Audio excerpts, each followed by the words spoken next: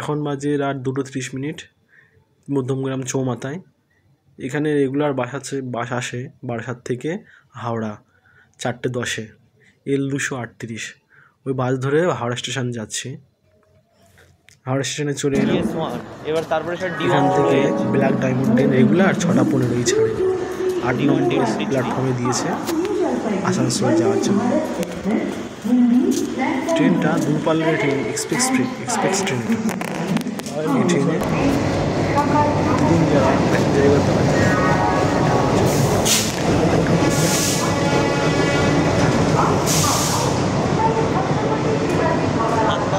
দূরপাল্লার train reservation করতে হবে। হাওড়া স্টেশনের পরে বেশি না, খুব বেশি হলে 2টো না 3টে প্ল্যাটফর্মে, 4টে না 5টা প্ল্যাটফর্মে যাবে। এবার ট্রেনে উঠবো সময়।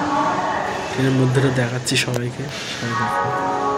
অনেকে গেছো, হাওড়া স্টেশন আগে যাওনি, তাদের জন্য আমার 2 ভাই বেরিয়ে করছে, যেহেতু এক্সাম আছে সেই কারণে। ট্রেনের মধ্যেটা চলছে সুন্দর, বসাও যাবে, শোয়াও যাবে। ট্রেনটা এক্ষুনি ছাড়বে। ট্রেনে 6:10-15 হয়ে গেছে। সব সিটি ফাঁকা, যেহেতু হাওড়া লোকাল। ট্রেন ছেড়ে দিয়েছে। ফার্স্ট স্টেশনে দাঁড়াবে শেওড়াফুলি, যেখান থেকে স্নান ফান করে অনেকে। শেওড়াফুলির ঘাট আছে পিছনে, শেওড়াফুলির নদী আছে। ফার্স্ট স্টেশন হাওড়া থেকে শেওড়াফুলি।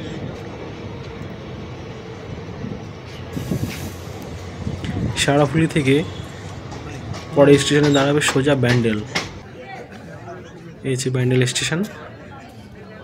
বেশি না, খুব বেশি 1 মিনিট করে স্টেশনে করে দাঁড়াচ্ছে, এর বেশি দাঁড়াচ্ছে না প্রতিটা স্টেশনেই। ব্যান্ডেল ছেড়ে বেরিয়ে গিয়ে ব্যান্ডেল স্টেশনের পরেই আসবে হচ্ছে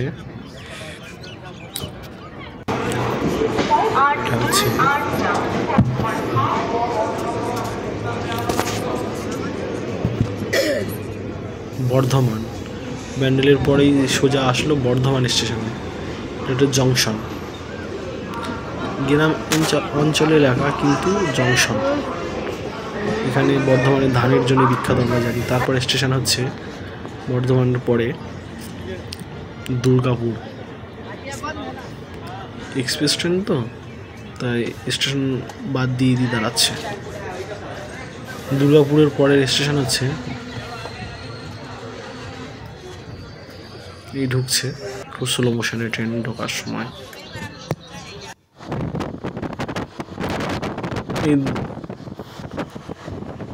দুর্গাপুর, তারপরে রানীগঞ্জের যে আমরা সবাই শুনেছি ইস্পাত কেন্দ্রের জন্য বিখ্যাত। এই রানীগঞ্জের প্রচণ্ড কলকারখানার ছাই, ময়লা, ধুলো পুড়ে পুড়ে পাহাড় মতন জমে গেছে। এই হচ্ছে রানীগঞ্জ স্টেশনে লাগোয়া পাহাড়ের মতন ছাই, বর্জ্য পদার্থ সব জড়ো করা আছে জঙ্গলে।